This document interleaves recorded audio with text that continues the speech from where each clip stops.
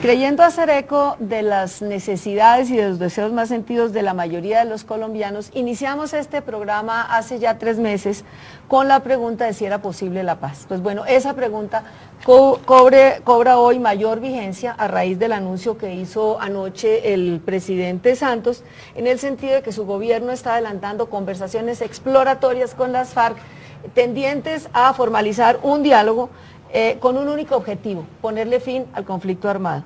Fue muy claro el presidente al decir que si estas conversaciones se protocolizan y se formalizan, se harán bajo 3 principios rectores: ponerle fin al conflicto, no ceder en la presión militar en todo el territorio del país y aprender de los errores de antiguas negociaciones. También anunció que si el ELN quiere vincularse a este proceso, el gobierno pues tendrá los brazos abiertos. Para debatir sobre este tema, para analizar posibilidades, cuáles han sido los fracasos, las posibles salidas al conflicto, hemos invitado hoy al doctor Víctor G. Ricardo, conocido por todos los colombianos porque fue uno de los comisionados de paz durante el gobierno de Andrés Pastrana y como tal protagonista del intento frustrado del Caguán. Al doctor León Valencia, exmilitante del ELN, quien se desmovilizó con la corriente de renovación socialista en 1993 durante el gobierno de César Gaviria, y hoy director de la Corporación Nuevo Arcoíris, una organización, un tanque de pensamiento, un centro de pensamiento dedicado a la investigación sobre el conflicto armado, sobre seguridad, sobre paz y a la acción social en busca de la reconciliación de los colombianos. Y como siempre, Antonio Caballero, escritor y periodista, que nos acompaña en la dirección y en la orientación del debate. Para abonar el terreno de la discusión y del debate, los invito, como siempre, a ver una breve nota preparada por el equipo periodístico de Las Claves.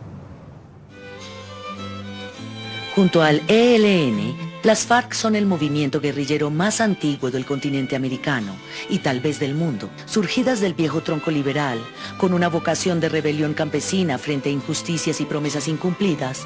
Hace tiempo que las FARC perdieron cualquier posibilidad de tomar el poder por la vía armada, aunque su presencia y su acción se sienten cada día en una buena parte del territorio colombiano. Han sido varias las ocasiones en las que se ha estado a punto de un acuerdo de paz entre el Estado y el movimiento insurgente. La Unión Patriótica representó un intento de sustituir las armas por la política parlamentaria, que acabó con el exterminio por parte de la ultraderecha, sectores militares y paramilitares. A fines de los 90, el presidente Andrés Pastrana, apoyado por amplios sectores de la sociedad civil y por organismos internacionales, intentó un prolongado proceso de negociación de paz que se conoce como el del Caguán, por el nombre de la región que se desmilitarizó para unas conversaciones que acabaron frustrándose y dando lugar a la etapa de Álvaro Uribe, llevado a la presidencia con la promesa de derrotar militarmente a la guerrilla sin conseguirlo durante sus 2 mandatos. Hoy, tras la muerte natural de su fundador Manuel Marulanda, tiro fijo, la caída de figuras tan importantes como Raúl Reyes o el Mono Jojoy, la eliminación de Alfonso Cano por una traición en las propias filas de la guerrilla, todavía sin aclarar, las FARC viven el momento de mayor debilidad en su historia, pero están lejos de ser derrotadas. Como señalaba el sociólogo Alfredo Molano en la primera edición de este programa, como otras veces han cambiado de estrategia, es decir, han vuelto a los grupos pequeños, rápidos, ¿no es cierto?, disimulados por todas partes, etcétera.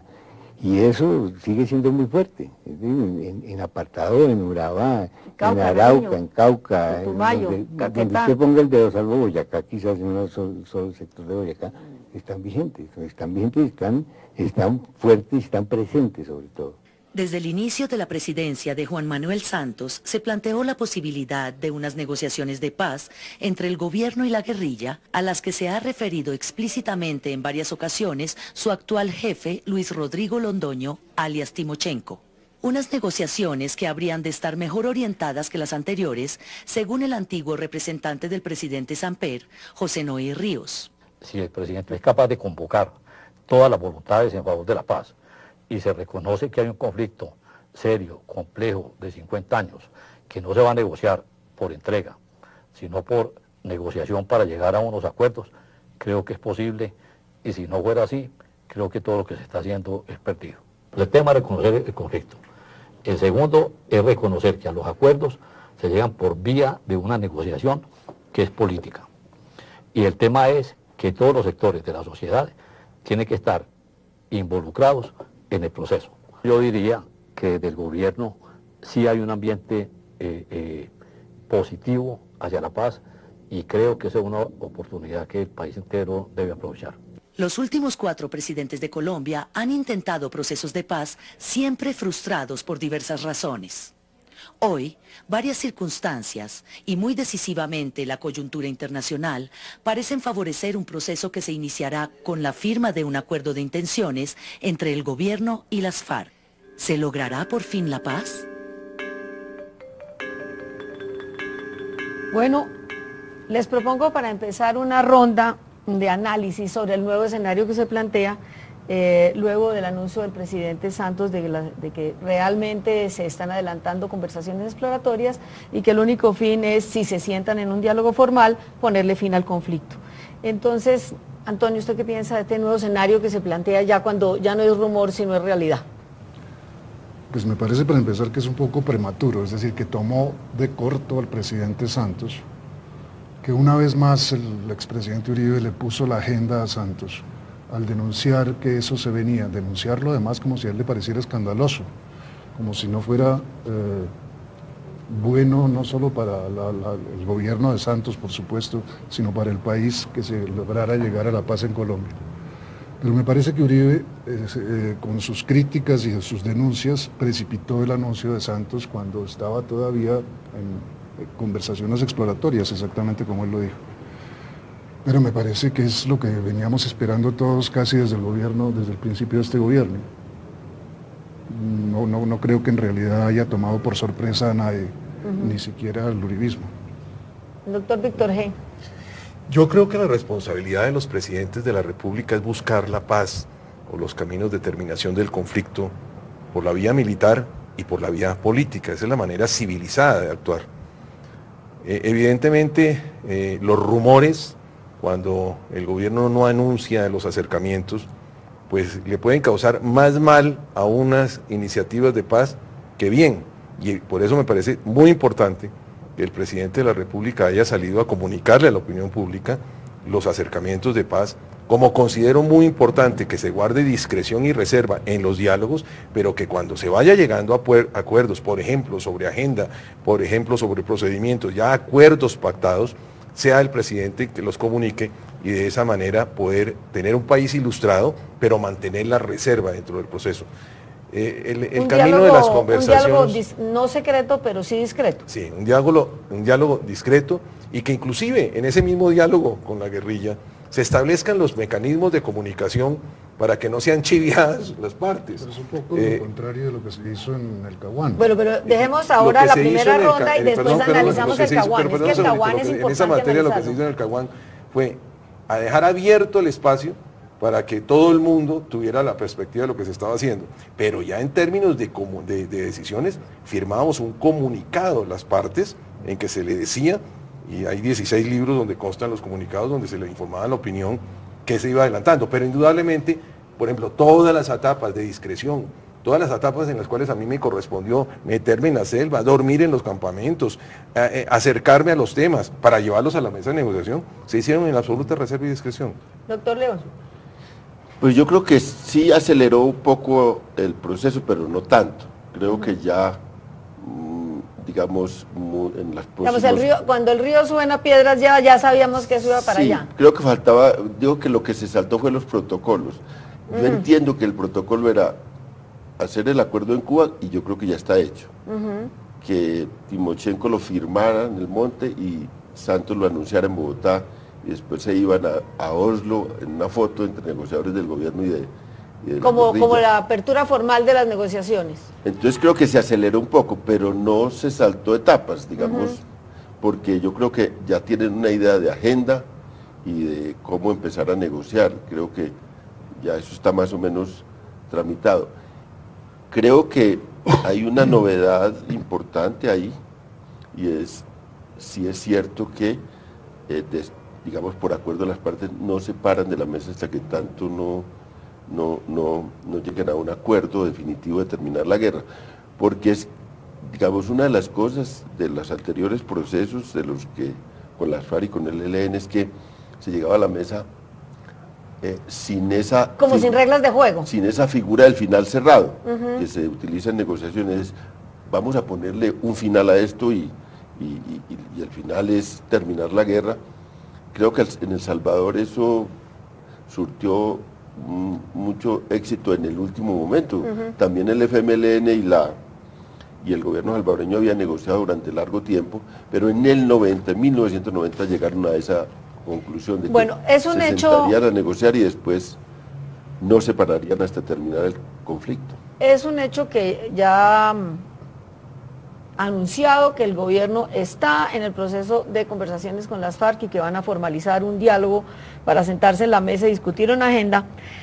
La opinión está totalmente dividida. Están los encabezados por los sectores más conservadores, encabezados por el presidente Uribe, que consideran que la solución tiene que ser militar, que el esquema es el de sometimiento a la justicia, y están personas como ustedes que creen que la salida es política y habrá diferencias de criterio entre unos y otros.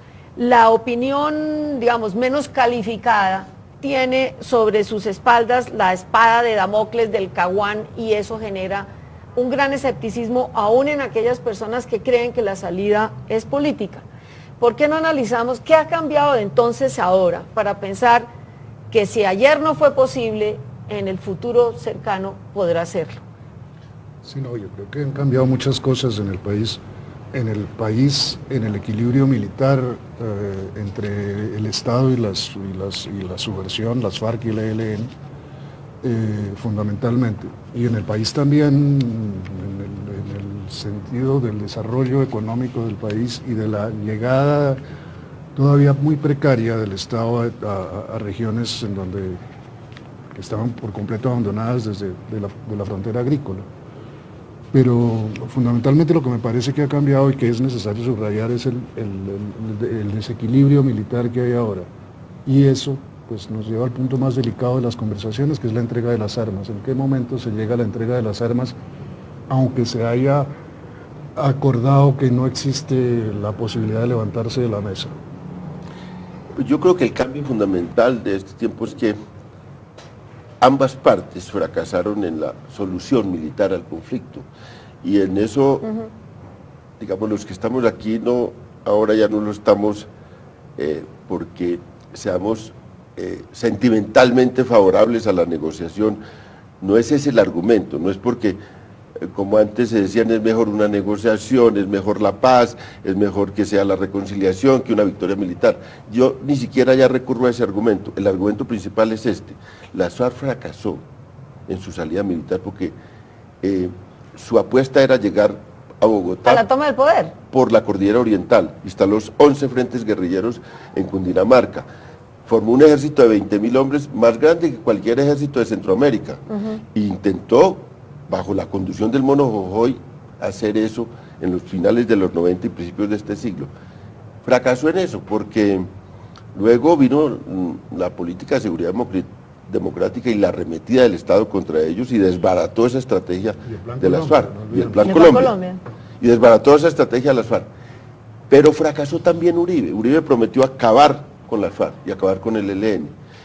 Las espantó de los alrededores de Bogotá, las espantó de los centros de producción, pero ahí están vivas, transformadas, haciendo una guerra de guerrillas como la hizo en los años 80, como la empezó en los años 80, y demostró que no era, no se podía destruir por la vía militar eso. También fracasó en eso. Eso es lo que estamos viviendo ahora. El reconocimiento de los dos fracasos. De los dos fracasos, de que ni el Estado pudo acabar con las FARC por la vía militar, ni las FARC pudo llegar a Bogotá y tomarse el poder. De esos dos fracasos estamos viviendo, y entonces, por esa realidad, es que yo creo que Santos, que no es bobo, pues plantea que hay que buscarle una salida política a esto. Doctor Víctor G., usted que fue protagonista del Caguán y que ha sido tan estigmatizado, yo creo que también tiene lados positivos. ¿Por qué no nos habla de su experiencia y reivindica un poco, para información de la gente, que no todo fue negativo? A ver, empecemos por lo siguiente.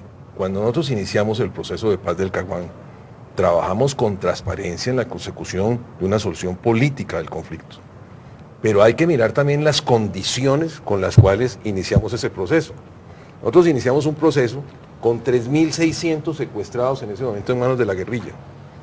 Acaba de pasar la operación Patasco y Las Delicias, y la guerrilla se había quedado con 500 soldados y policías. Había una desmovilización de la fuerza pública. Había 193 municipios sin presencia de la fuerza pública. El Estado estaba en déficit financiero, acuérdense la crisis bancaria, la crisis de las entidades financieras, pero por otro lado, desde el punto de vista fiscal, no había con qué comprar ni balas ni botas a los 2 meses de empezar el gobierno, no había cómo hacer confrontación armada. Desde el punto de vista internacional, la guerrilla tenía un gran auge y ya han visto en muchos países del mundo con buenos ojos. Fuera de ello, digamos que no había conciencia nacional del conflicto. Pareciera que lo del Caquetá y lo del Huila y las zonas deprimidas del país no se conociera, no se viviera y no se sintiera en las grandes ciudades ni en los grandes centros de opinión. Yo creo que todo este escenario condujo a que, buscando la paz, también se trabajara en el fortalecimiento del Estado. Ahí nace el Club Colombia, el Plan Colombia, perdón un momentico, María Elvira, ahí nace el Plan Colombia, que el Plan Colombia, y se dijo muchas veces, nosotros necesitamos unas fuerzas militares fuertes para mantener la paz o para hacer la guerra. Y ahí se convoca, bajo la teoría de la corresponsabilidad, a la comunidad internacional a decirle, señores, parte del conflicto colombiano es el motor del narcotráfico a esto. Sí, y nosotros estamos gastando 2 billones de dólares en la lucha contra el narcotráfico que deberíamos utilizar en inversión social, creando educación, salud e infraestructura. El Plan Colombia, por lo menos desde la parte de los Estados Unidos, tenía el objeto de luchar contra el narcotráfico, no el objeto de luchar contra la subversión. Claro, pero es que, con la unión de la famosa narcoguerrilla, por ahí se puede combatir sobre las condiciones que estamos hablando en ese momento, recordémoslo también, porque es que vale la pena refrescar la memoria, los Estados Unidos tenían un acuerdo bilateral con Colombia, en el cual, bajo la teoría de ayudar en la lucha antinarcóticos, apoyar a la Policía Nacional. Y había, entre otras cosas, un momento de dificultades entre las fuerzas militares y las fuerzas de policía, porque, por ejemplo, la policía tenía helicópteros Black Hawk, que son helicópteros artillados, tenía mejores armas, tenía mejor tecnología que el ejército, y eso había ocasionado que muchas veces la solidaridad de fuerzas y la unidad de fuerzas en el combate desapareciera. Pero de lo que usted dijo al comienzo, yo inferiría lo siguiente, que también estratégicamente para el gobierno de entonces el despeje le sirvió para, así como para unos fue reorganizarse, rearmar, rediseñar estrategias, para el gobierno también fortalecer la fuerza pública para seguir combatiendo la guerrilla. Haciendo claridad, porque es que en esto vale hacer la claridad, de que lo que buscábamos con la zona de distensión era propiciar un escenario donde no hubiera confrontación para llevar los diálogos, buscando la paz. También estábamos en una agenda paralela, buscando fortalecer la fuerza pública. Ahora, esa agenda paralela es la que nunca se discutió públicamente. Las FARC mismas tenían también su propia agenda paralela, claro, que era su propio fortalecimiento. Ahora, la equivocación principal sí fue de las FARC, porque las FARC, digamos, la mejor, o el momento mejor para terminar una guerra es cuando uno la gana. Ellos habían ganado la guerra, como lo describe en el sur, y ya habían vengado a la Unión Patriótica, era la manera de entrar. La equivocación es fundamental, porque en ese momento también había otra cosa en el norte, que era el paramilitarismo, preocupante, que se le atravesaron a esa negociación, claro, también. Y produjeron la cosa más horrorosa que se pueda tener historia en el país, digamos, porque todavía eso no está documentado, pero el 2001, el Pacto Ralito, y ustedes ven, ahora vean las cifras, hay un trabajo de la Universidad Nacional del IEPRE y un trabajo del CERAC en cómo fue esa curva de violencia en el 2001. El 2001 es el punto más alto de la violencia de los últimos 100 años en Colombia. El año más violento que hubo fue el 2001. Que es el de la campaña directa, y de violencia indirecta en el sentido de cometer actos para culpar a otros. Sí. Bueno, cortemos ahora en el 2001, ¿cómo se dice? En el máxima explosión paramilitar y de violencia, y vamos a hacer un corte, y yo quiero plantearles para la segunda parte del programa que avancemos y pensemos, imaginemos el escenario de las nuevas conversaciones formales con las FARC y la agenda, para que vayamos pensando para la segunda parte del programa.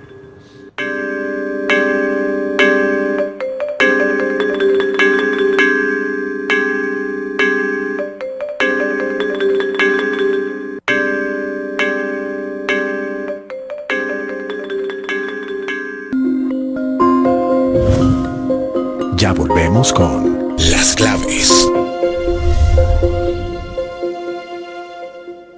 Atención instituciones de educación superior y estudiantes. Ahora todos los estudiantes de todos los programas de educación superior deben presentar el examen ICFES Saber Pro, antes ECAES. Las instituciones deben coordinar con todos los estudiantes los procesos de preregistro del 13 al 23 de agosto, recaudo antes del 14 de septiembre y registro antes del 18 de septiembre. Mayor información en www.icfes.gov.co. Mejor evaluación, mejor educación. ICFES, mejor saber.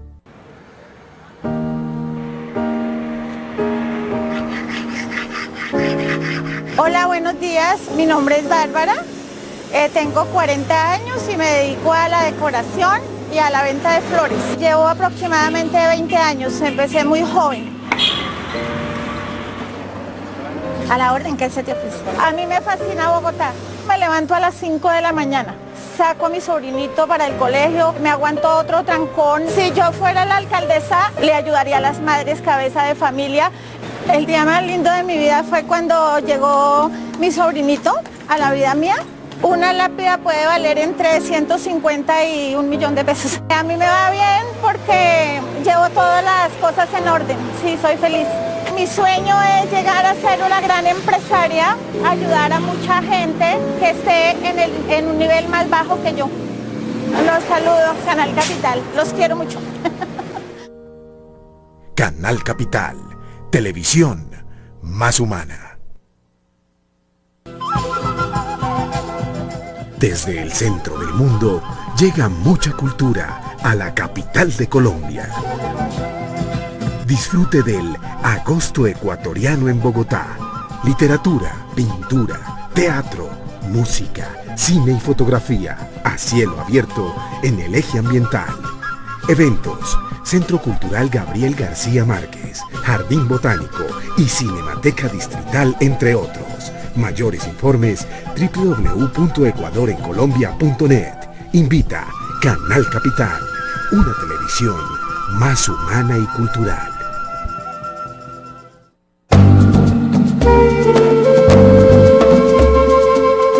Ninguna sociedad democrática puede existir sin una prensa libre, independiente y plural. Kofi Annan. Canal Capital. Televisión más humana. Nuestro aroma está cambiando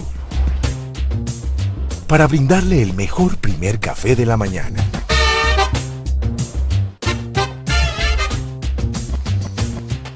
Espérelo solo aquí. Canal Capital.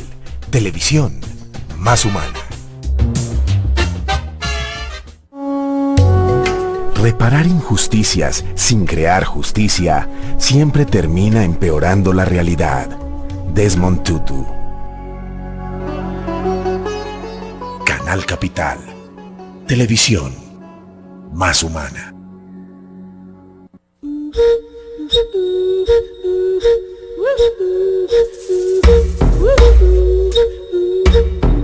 Nunca, nunca y nunca otra vez debería ocurrir que esta tierra hermosa experimente la opresión de una persona por otra.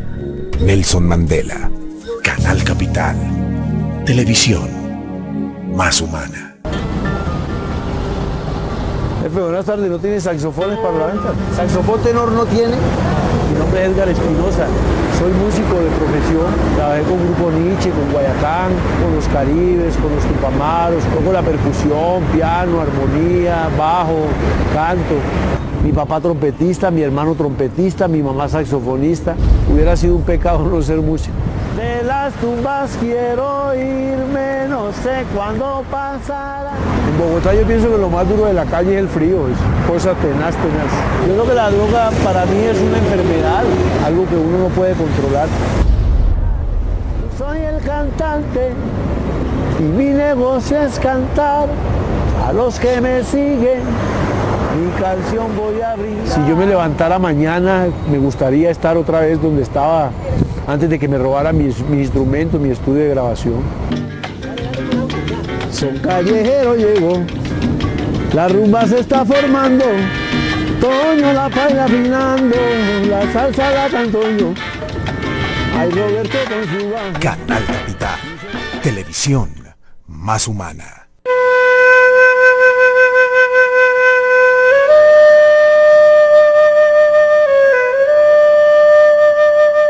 No hay camino para la paz. La paz es el camino. Mahatma Gandhi. Canal Capital. Televisión más humana. Cuando todo un país se compromete a mejorar la calidad de su educación, todos tenemos un mejor país. Nosotros nos comprometemos a esforzarnos, dando lo mejor para aprender cada vez más. Yo a transformar mis clases cada día, para que mis estudiantes aprendan mucho más. Yo a acompañar a mi hija mientras aprende, apoyando su proceso de formación. Yo a apoyar los nuevos talentos en mi empresa. Yo me comprometo. Una mejor educación para un mejor país. Los defensores de derechos humanos en Colombia son un patrimonio que tiene el país y que es reconocido a nivel internacional. Yo soy una defensora de derechos humanos, quizás usted es un defensor de derechos humanos. Por el derecho a defender los derechos humanos y a quienes los defienden, exigimos al gobierno su protección.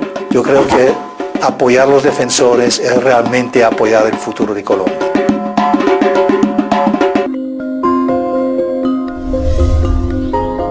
Siga con nosotros en Las Claves.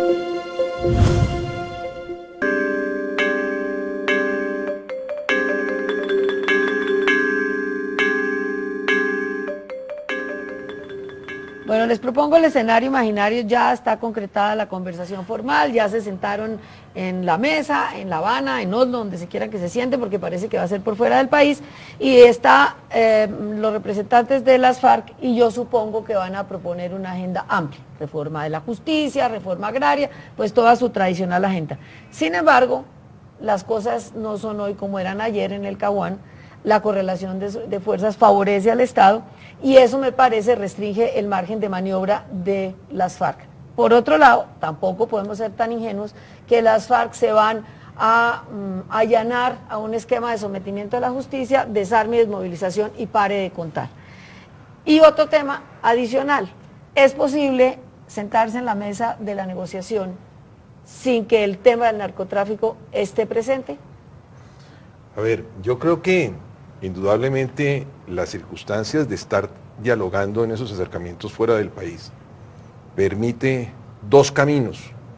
A quienes son militaristas, decirles, las fuerzas militares en tiempos de paz están actuando y tienen que actuar con eficiencia, y exigirle a las Fuerzas Armadas que actúen para que la seguridad ciudadana esté garantizada. Y por otro lado, en la inteligencia de las salidas, buscar una salida política. Indudablemente, cuando se inician los procesos, se radicalizan las posiciones en qué quiero yo, qué quiere usted, y vienen los acercamientos. Y en ese proceso es que me parece muy importante la discreción, y en ese proceso me parece muy importante que se haya accedido a hacer las conversaciones afuera. Bueno, pero no me contesta mi pregunta. En términos de la pregunta concreta que fue... La pregunta concreta es, no podemos, digamos, el país no va a aceptar una agenda tan amplia como la del Caguán, pero las FARC no van a aceptar, nos desmovilizaron y nos sometemos a la justicia. Pero mire, es que la correlación de fuerzas siempre se refleja en las agendas. Ajá. La agenda del Caguán tenía como primer punto un gobierno de amplia participación, que era su propuesta de las FARC. Y lo que están negociando es la agenda Cano, que la agenda Cano ya no tiene ese tema, el tema del poder no está.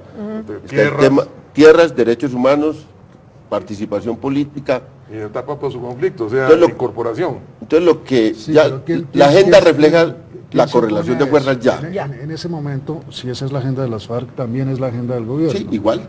Tierras, pero ¿quién se opone a eso? La derecha.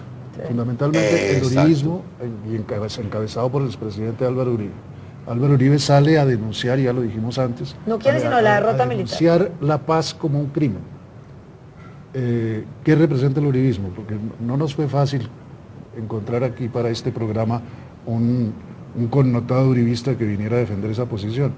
Por eso estamos en realidad desequilibrados este programa, puesto que no hay representantes de los enemigos de la paz, los que se llamaron en una época enemigos agazapados y ahora no son agazapados, ni mucho menos. Tienen movimiento político, el puro centro democrático. Exactamente. ¿Qué representa eso aquí, según ustedes? Y si es políticamente si se reduce a lo político o si incluye también un brazo armado. Es que la vez pasada las negociaciones del Caguán tenían unos enemigos también muy evidentes, los paramilitares en cabeza de Castaño, que decían vamos a desbaratar la mesa del Caguán. Esos la dispararon y militarmente pues hicieron el pacto Ralito y se fueron.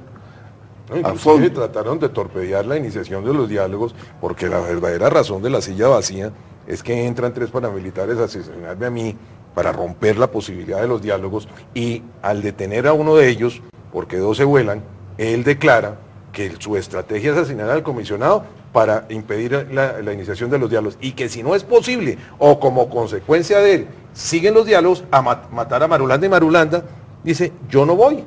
Esa es la verdadera razón, independientemente de todos los temas y filosofías que a ese respecto. Bueno, teníamos el enemigo armado, y tenía un enemigo en campaña política, que era Uribe, diciendo que si él encontraba la mesa del Caguán, iba y el 8 de agosto entraba allá, y con eso ganó la presidencia, además.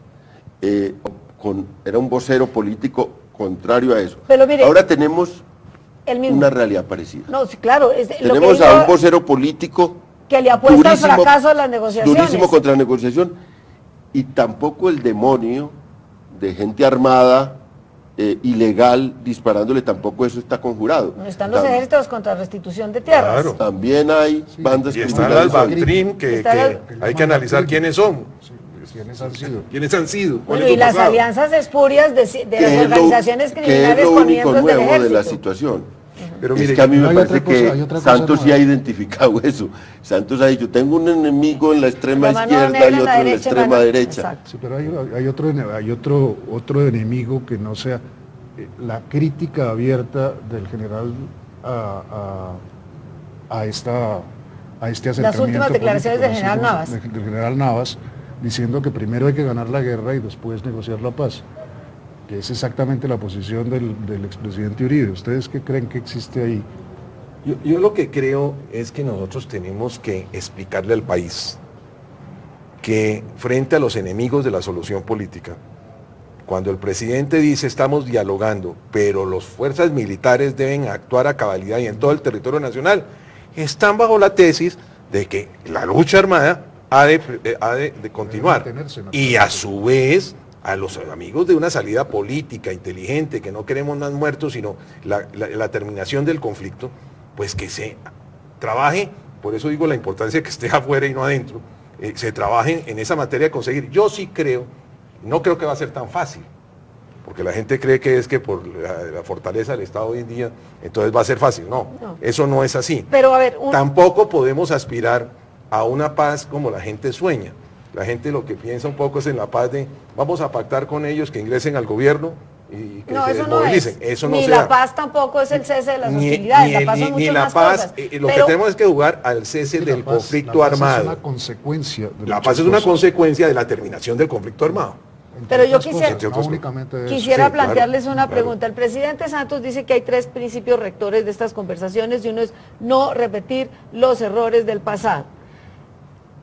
Vamos a negociar en medio del conflicto. ¿Cómo convencer a la gente de que eso es posible? Porque hablar de paz al mismo tiempo de estar disparando es un contrasentido que la gente no entiende y necesita que haya un clima social. Pero es que yo creo que eso no es posible. A mí me parece que en la mesa van a llegar al acuerdo de un cese de hostilidades parcial.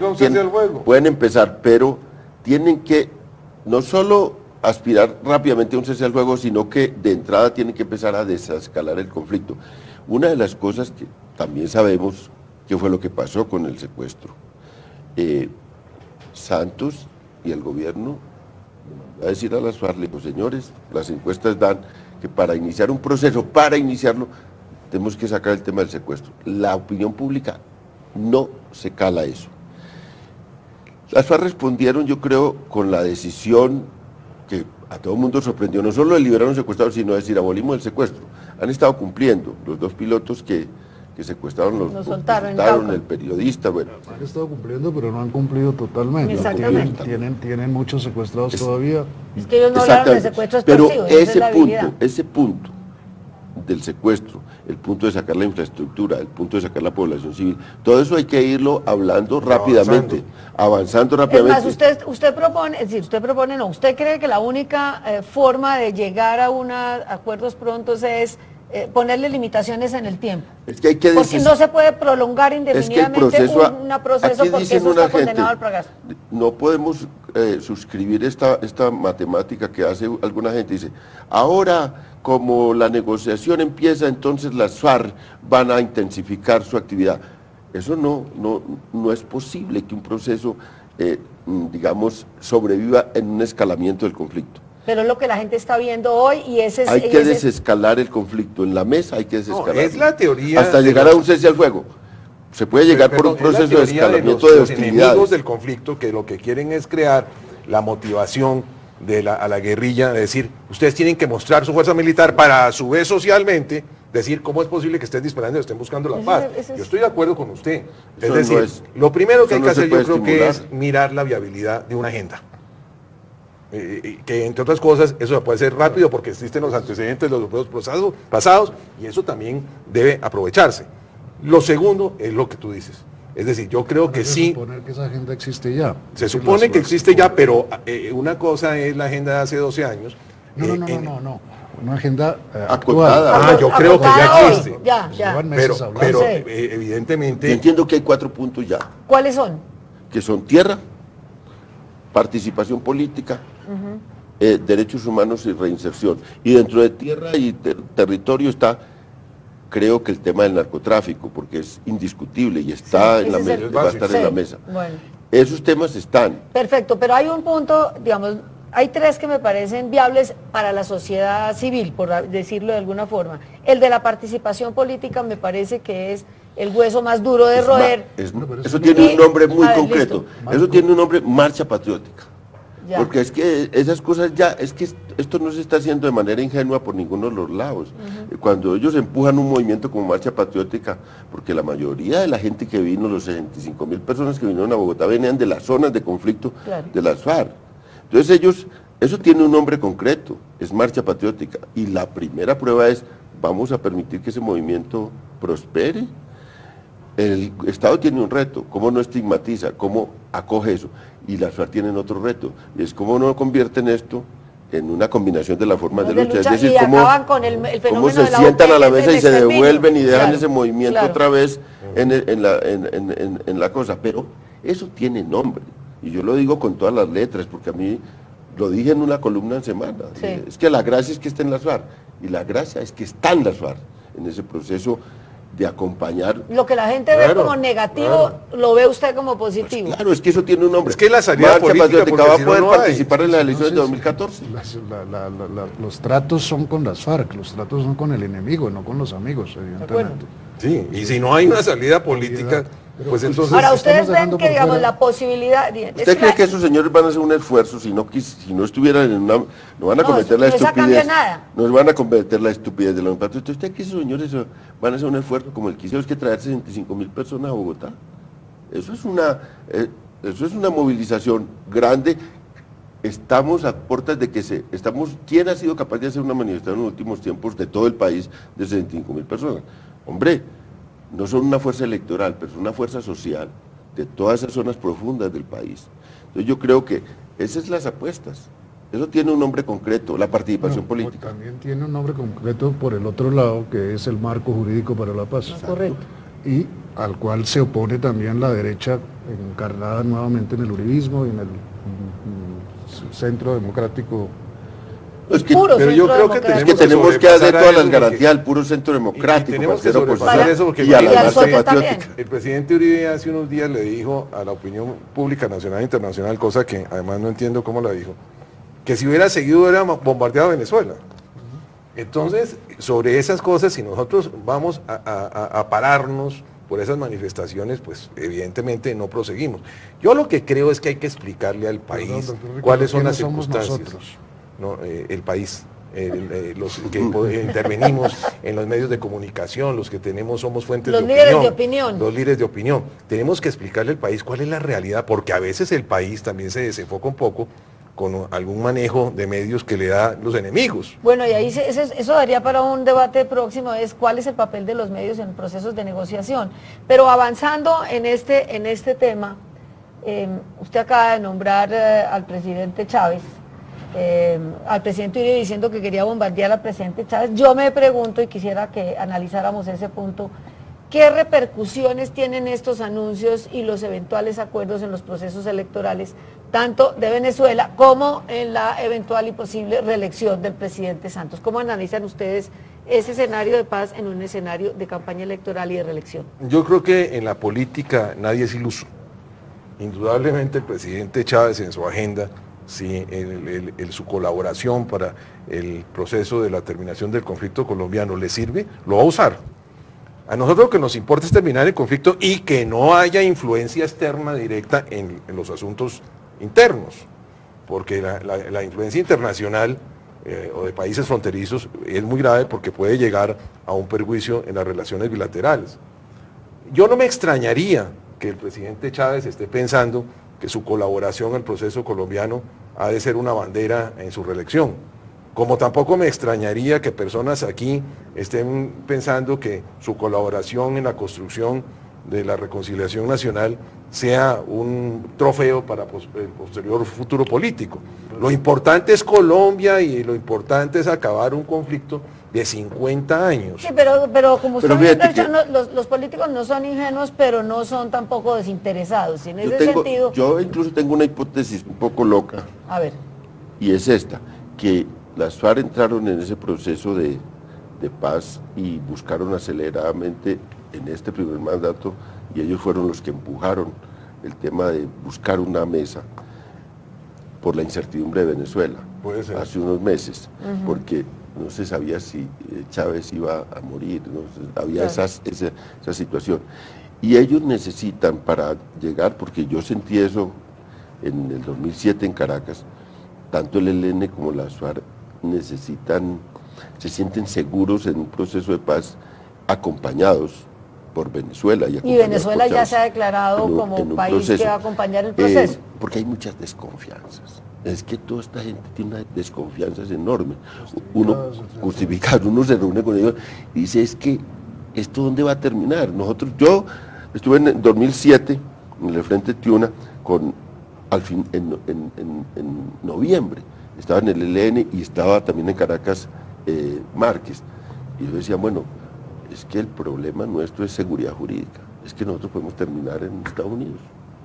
¿Y para dónde vamos a ir? Y uno de los temas de entorno es cómo construyen un proceso en el cual esto termine en una reinserción política y social.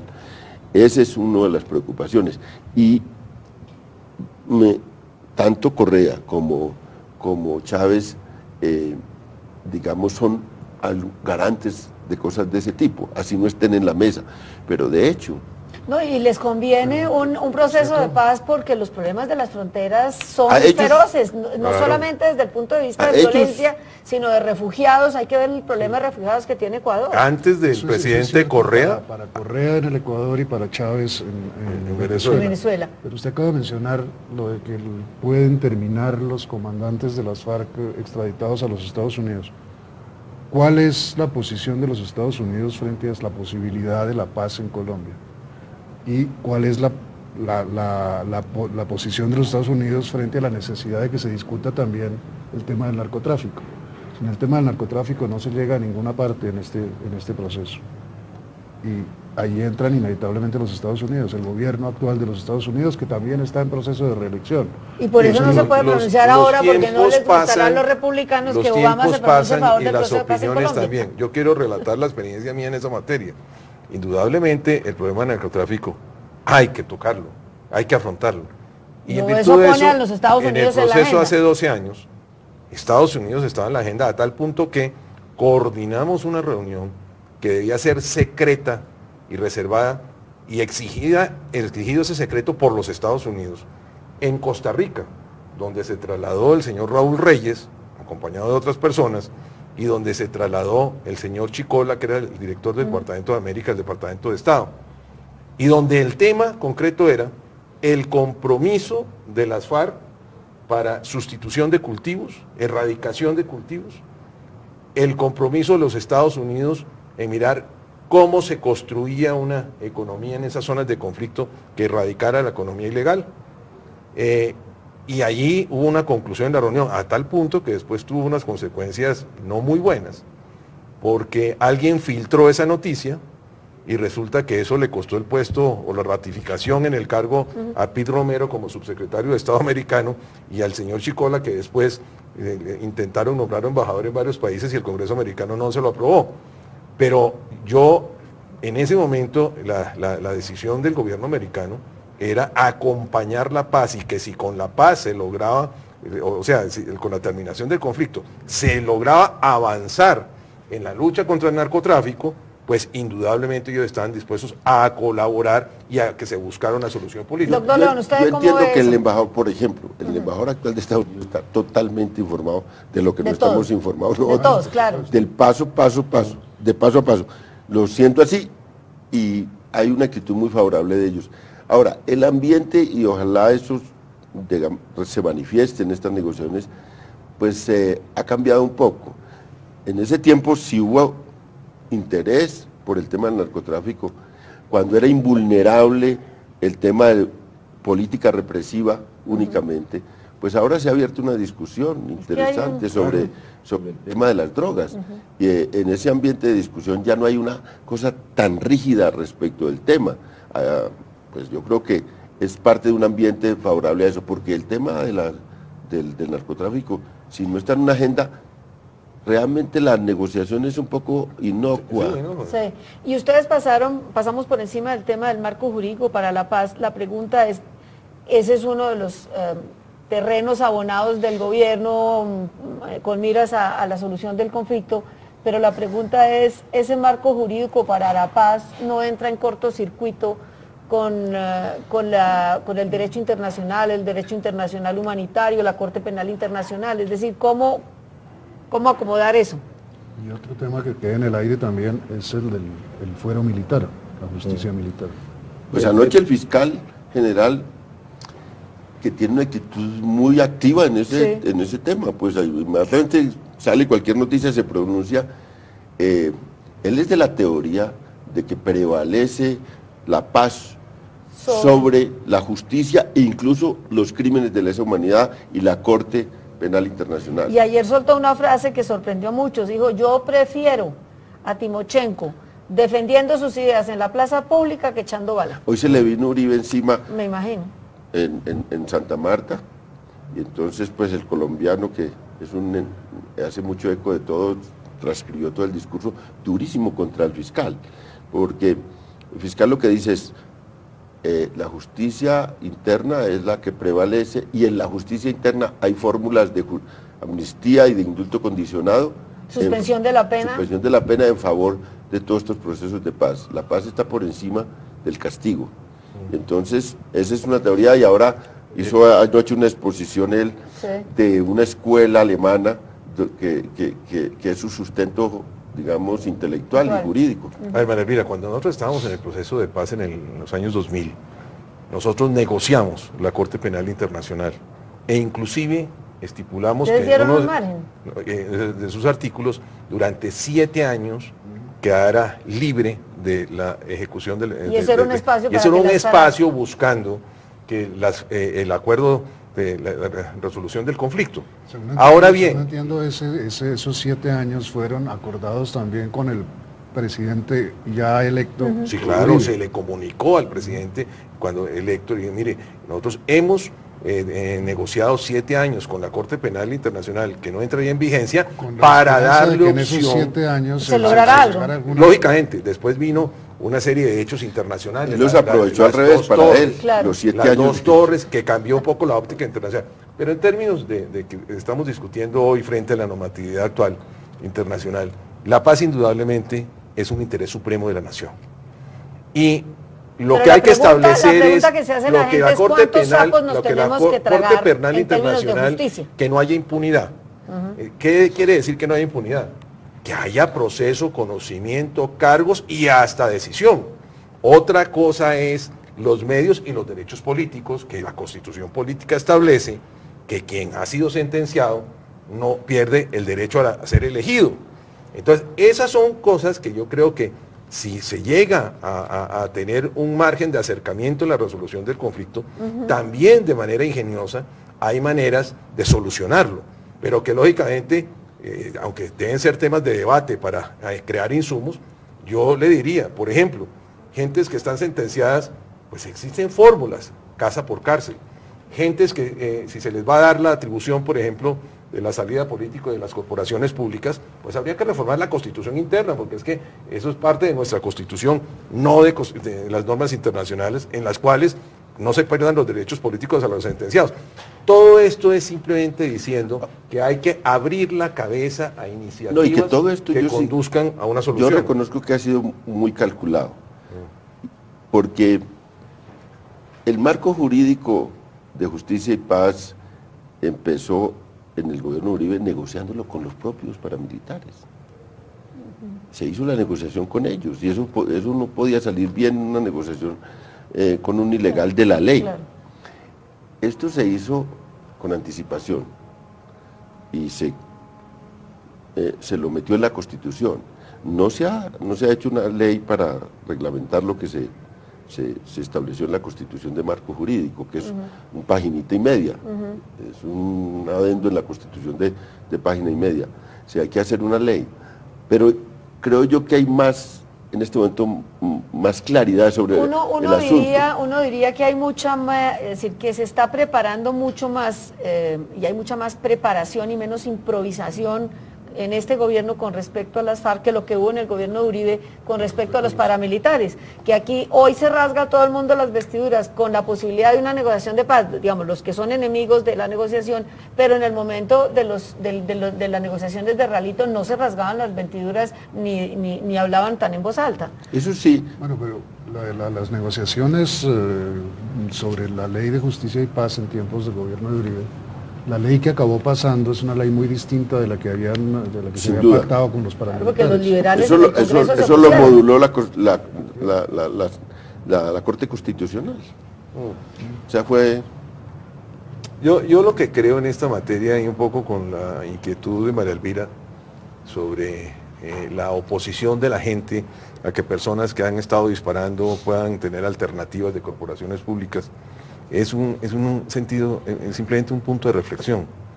¿Queremos resolver el conflicto o no? ¿Y qué preferimos como fiscal? Yo pensaría que si... debatiendo las ideas o disparando. No, yo pensaría que eso también, la opinión se flexibiliza en la medida de que vea resultados y que vea, bueno, sí, entre que disparen o que hagan plaza pública, pues que hagan plaza pública, con una cosa que realmente es, por la experiencia colombiana y por la vida que hemos tenido, es una concesión menor. Mire, usted puede darle la mitad del Congreso a los guerrilleros. Ya tuvo el 30% del paramilitarismo. Y después, estos vienen, porque los paramilitares eran jodidos, porque ellos metieron políticos profesionales al Congreso.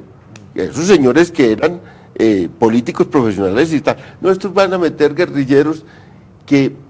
fácil, que se los comen vivos los políticos. En las primeras elecciones se reducen a nada. Bueno. Si el M-19, que era la gente más urbana, con más oficio político, llegó la primera vez y tuvo una gran votación, a la segunda vez ya empezaron a salir, y a la tercera vez parte de la constituyente, no hubo nada. Nadie, y los que quedan realmente, los dos políticos que quedan del M-19, de todo ese movimiento son Gustavo Petro y Antonio Navarro, no más. Entonces, se nos acaba el programa, habrá muchos más para discutir este tema que apenas está en la largada inicial.